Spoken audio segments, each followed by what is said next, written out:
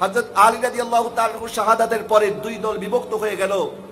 এক দল হচ্ছে খারিজি, আরেক দল হচ্ছে শিয়া। মাঝখান দিয়ে একটি দল সিওয়াদে আজম, যার নাম আহলে সুন্নাত ওয়াল জামাত। ইমামে হুসাইন ইমামে আলী মাকামের সাথে ইয়াজিদের যে দ্বন্দ্ব, এটা মূলত আকীদাতান কোনো দ্বন্দ্ব নয়, বরং এই দ্বন্দ্বটা ছিল ইয়াজিদ ক্ষমতা পিপাসু, নারী পিপাসু, মদখোর ছিল। ইয়াজিদ নাপাক ছিল, ইয়াজিদ পলিত ছিল, সে শারাবি ছিল, বেনামাজি ছিল, হালালকে হারামকারী ছিল, হারামকে হালালকারী ছিল। যার কারণে ইমাম হুসাইন বলে দিয়েছে, যে ঘরে কোরআন নাজিল হয়েছে ওই ঘরে শাহজাদা হয়ে কোন মদখোরের হাতে আমি কোনোদিন বায়াত গ্রহণ করতে পারি না। ইমাম হুসাইন বললেন, ইয়াজিদের হাতে আমি বায়াত গ্রহণ করতে পারি না, কারণ নবীজির বংশ পবিত্র এবং যার পবিত্রতার ঘোষণা আল্লাহ করেছেন, পবিত্র হাত কখনো অপবিত্র হাতের হাতে বায়াত গ্রহণ করতে পারে না। ইয়াজিদকে আমার ইমাম হুসাইন সাফ জানিয়ে দিল, আমি কখনো তোমার হাতে বায়াত গ্রহণ করতে পারবো না, প্রয়োজনে জীবন চলে যাবে। ওই দিক থেকে কুফা থেকে ইমাম হুসাইনের কাছে 30,000 চিঠি আসলো। কয় হাজার? যে ইমাম হুসাইন আপনি আসেন, আমরা আপনার হাতে বায়াত গ্রহণ করব। ইমাম হুসাইন বললেন, ঠিক আছে। আমার নানা জানের শহর মদিনাতুল মুনাওয়ারা, যেখান থেকে ইমাম হুসাইন ছোট থেকে বড় হয়েছেন, সেই শহর ছেড়ে ইমাম হুসাইন রওনা করবেন কুফার জমিনের দিকে। হাজী সাহেবরা যখন মক্কা থেকে মদিনায় হজ করার জন্য, হজ করে যখন মদিনাতে যায় অথবা হজের আগে যখন মদিনা থেকে ফিরে আসে, 8 দিন 10 দিন থাকার পরে হাজী সাহেবদের মন বেকুল হয়ে যায় যে না, এই মদিনাতে একবার এসেছি, আল্লাহ বারবার আসার সুযোগ দিও। একবার এসেছি নবীর শহর, এখনো মদিনার গলিতে গলিতে আমার নবীর সুঘ্রাণ পাওয়া যায়। কিন্তু গান শোনার জন্য এরকম আশেকওয়ালা নাক লাগবে। কথা বলেন না, ঠিক কিনা? আশেক হতে হবে, প্রেমিক হতে হবে, প্রেমিক না হলে পাওয়া যাবে না।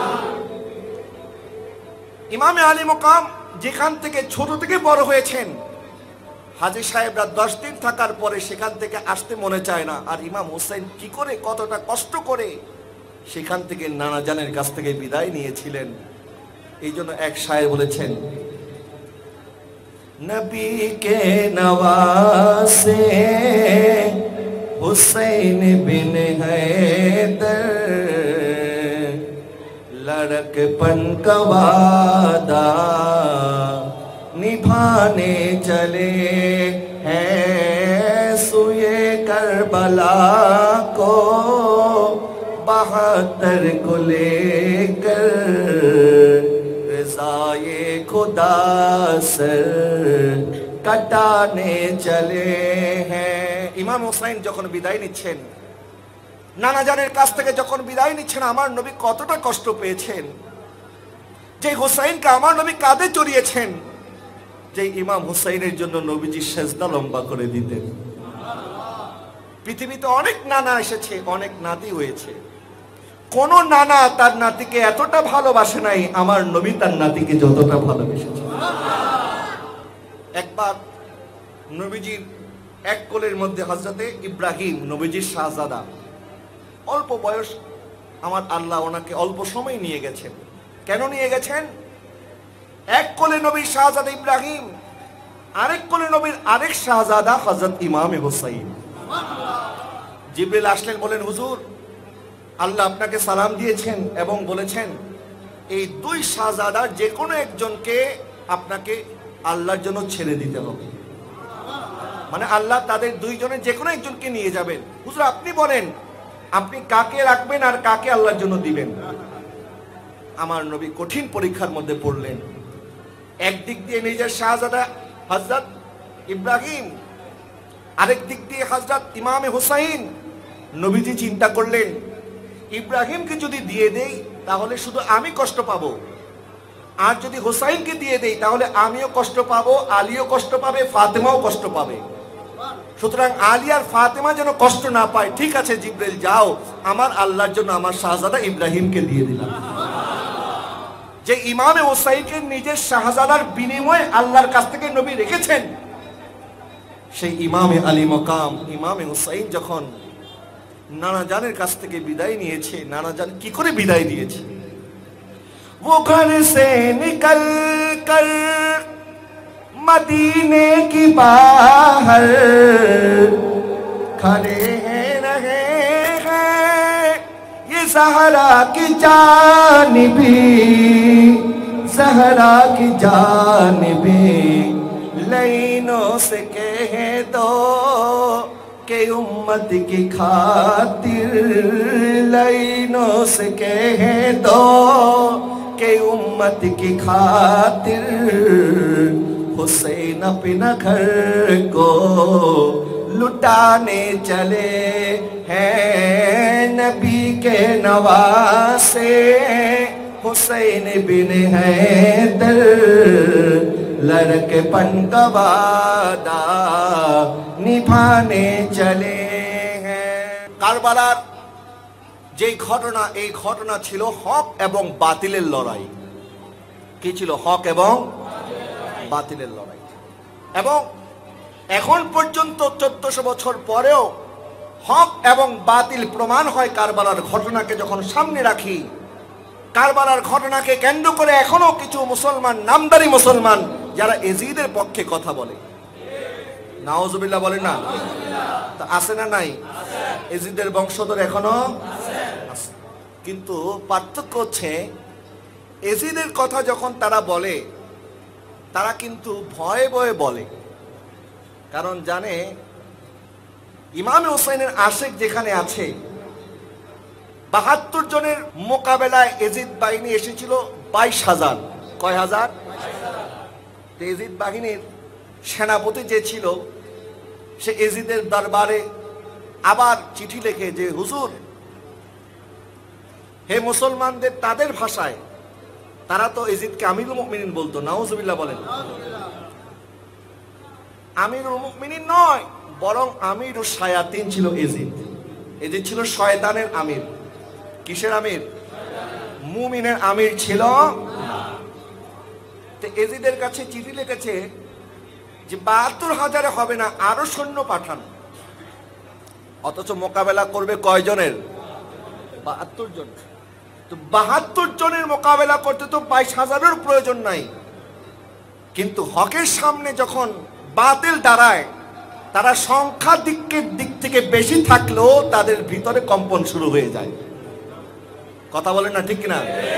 যার কারণে এজিদ বাহিনীরা এখনো এজিদের নাম নেওয়ার সময় কাঁপতে থাকে, ভয়ের মধ্যে থাকে। না জানি কোন দিক থেকে কোনো হুসাইনি এসে আমাদেরকে কানে ধরে মিম্বার থেকে নামিয়ে দেয়। এজিদের কথা বলতে সময় তাদের শরীরের মধ্যে কাঁপুনির সৃষ্টি হয়।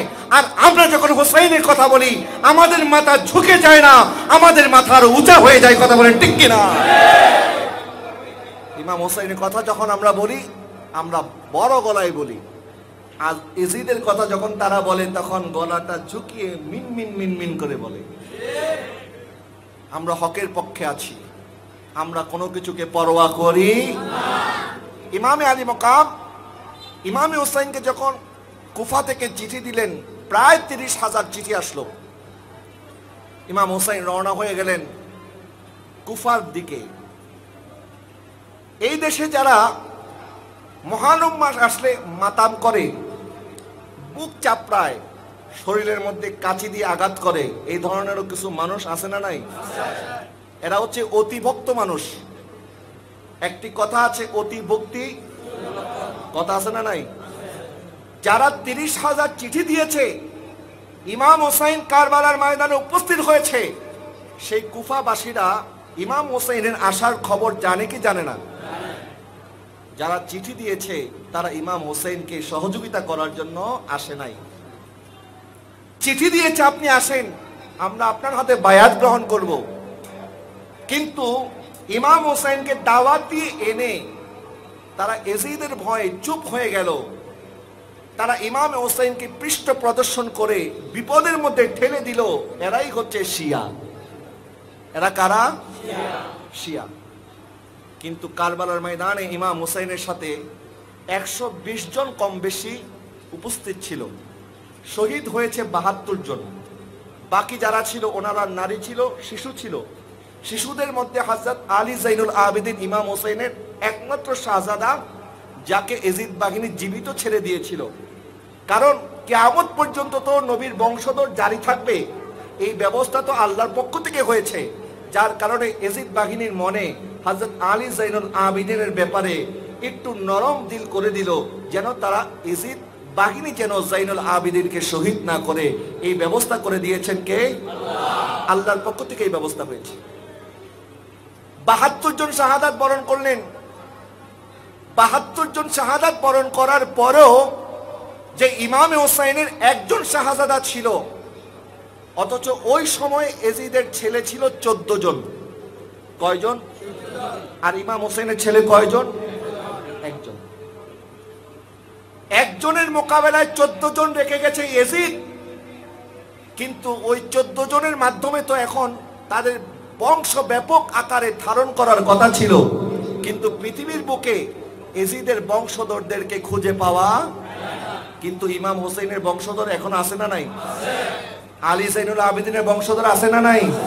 ইমাম হোসেনের বংশধর আমার হুজুর কেবলা সৈয়দ ইসনাদে মুশরি আল্লামা সৈয়দ আমর রাসরিকুটি, আল্লামা সৈয়দ তাইয়্যিব রাহমাতুল্লাহি আলাইহি, আল্লামা তাহির সামাদাজিলুহু আলী, ওনাদেরকে যখন আমরা দেখি, যখন ওনাদের চেহারায় আনোয়ার আমরা দেখি, তখন মনে হয় আরে হুজুর কেবলা আলম নবীজির 41তম আওলাদ হুজুর কেবলা তাহির শাহ চেহারার মধ্যে যদি এত নূর থাকে, ইমাম হোসেনের চেহারায় না জানি কত নূর ছিল। কারণ নবী যেমন নূর, নবীর আওলাদও নূর। এটা আমার কথা নয়, আলা হযরত বলেছেন। কে বলেছেন? আলা হযরত। কত আশিক রাসূল ছিলেন। তেরে নসলে পাক মে হ্যায় বাচ্চা বাচ্চা নূর কা, তু হে আইনে নূর তেরা, সব ঘরানা নূর কা, সারা দুনিয়া সারা মুনিয়া। প্যারে হাজরিন, হক এবং বাতিলের লড়াই হলো কারবালার ময়দানে। ইমাম হোসেন শহীদ হলেন, কিন্তু এই শাহাদাতের মাধ্যমে ইমাম হোসেন হেরে যায় নাই, বরং ইমাম হোসেন জিতে গেছে। কারণ আল্লাহ বলেছেন, যখন তোমরা যারা ঈমানদার তারা যখন বলে আমরা আল্লাহর উপরে ভরসা করি এবং আমরা আল্লাহর ইবাদত করি, আল্লাহ সুবহানাহু ওয়া তাআলা ইরশাদ করছেন, যখন বান্দা বলে আমি তো আল্লাহর ইবাদত করি এবং এটার উপরে যখন তারা ইস্তেকামত হয়ে যায়, সাবিত হয়ে যায়, তাতানাজ্জালু আলাইকুমুল মালাইকাতু আল্লা তাখাফু ওয়া লা তাহজানু ওয়া আবশিরু বিল জান্নাহ, তখন আল্লাহ সুবহানাহু ওয়া তাআলার পক্ষ থেকে ফেরেশতা নাজিল হয়ে যায় এবং ফেরেশতারা তাদেরকে সুসংবাদ দিতে থাকে, আপনারা কোনো ভয় করবেন না, আপনাদের কোনো ভয় নাই, বরং আল্লাহর পক্ষ থেকে আমি জান্নাতের সুসংবাদ নিয়ে এসেছি। প্যারে হাজরিন, ইমামে আলী মকাম সেজদা দিলেন। সেজদা দেওয়ার সময় ইমাম হোসেন বললেন, আল্লাহুম্মা রিদাম বিকদাইক, সাবরান আলা বালাইক, তাসলিমান লিআমরিক, সুবহানা রাব্বিয়াল আ'লা। আল্লাহ, আপনি যে পরীক্ষা নিয়েছেন আমি সন্তুষ্ট চিত্তে সেই পরীক্ষা দিয়েছি। আপনি যে ধৈর্যের পরীক্ষা নিয়েছেন আমি সবর করেছি। আপনি যা হুকুম করেছেন আমি পালন করেছি। আমার সন্তানদেরকে এতিম করে, আমার স্ত্রীকে বিধবা করে, আমার কন্যাকে বেসাহারা করে, আল্লাহ আমি তো বিদায় নিচ্ছি, তাদেরকে আপনার হাওয়ালা করে যাচ্ছি। আমার আল্লাহ ইমাম হোসেনের প্রতি এতটা রাজি হলেন, ইমাম হোসেনের প্রতি এতটা সন্তুষ্ট হলেন, এজিদ তো 14টা সন্তান রেখে গেছে, তার নাম নেওয়ার মতো কেউ নাই। ইমাম হোসেন এক সন্তান রেখে গেছে, আজকে ঘরে ঘরে হোসেইনি হোসেইনি স্লোগান উঠতেছে। নগর নগর গলি গলি ইয়া হুসাইনি ইয়া হুসাইন। কথা বলেন না ঠিক কিনা? নগর নগর শহর শহর গলি গলি ঘরে ঘরে হুসাইনি স্লোগান চলছে। বলেন না চলছে, চলবে। প্যারে হাজরিন, হক এবং বাতিলের লড়াই শুরু হয়ে গেছে। সেখান থেকে শুরু করে মুসলমানদের দল দুই ভাগে বিভক্ত হয়ে গেছে। এক দলের নাম হুসাইনি, আরেক দলের নাম ইয়েজিদি। বলেন, এক দলের নাম হুসাইনি, আরেক দলের নাম কি? ইয়েজিদি। এখানে একটি বিষয় নবীজি বলেছেন, বাতিল যারা তারা কখনোই চিরস্থায়ী হতে পারে না এবং তাদের দল কখনোই বেশি দিন টিকতে পারে না। ওই কারবালার ময়দান থেকে শুরু করে এখন পর্যন্ত আহলে সুন্নাত ওয়াল জামাত এবং ৭২ দল বাতিল ফিরকা যারা আছে, তারা নানান সময়ে নানান নামে, নানান অঙ্গ, নানান ভঙ্গ, নানান কথাবার্তা নিয়ে মানুষের সামনে উপস্থিত হয়। এক এক সময় এক এক নাম দিয়ে আসে, যার কারণে মানুষ বিভ্রান্ত হয়ে যায়। কারণ তারা তো বুঝতে পারে না আসলে এরা যে খারেজি, এরা কি শিয়া না ৭২ দল। কারণ নানান সময় নানান সুরতে উপস্থিত হয়। বাতিল ফিরকারা নিজেদের পরিচয় বারবার গোপন করে, বারবার পাল্টায়, কিন্তু সুন্নি যারা, তারা কখনোই নিজের পরিচয়কে পাল্টায় না। আমরা আগেও হুসাইনি পরিচয় দিয়েছি, এখনো হুসাইনি পরিচয় দিচ্ছি, কিয়ামত পর্যন্ত হুসাইনি পরিচয় দিব, দিতে থাকবো। কথা বলে ঠিক না?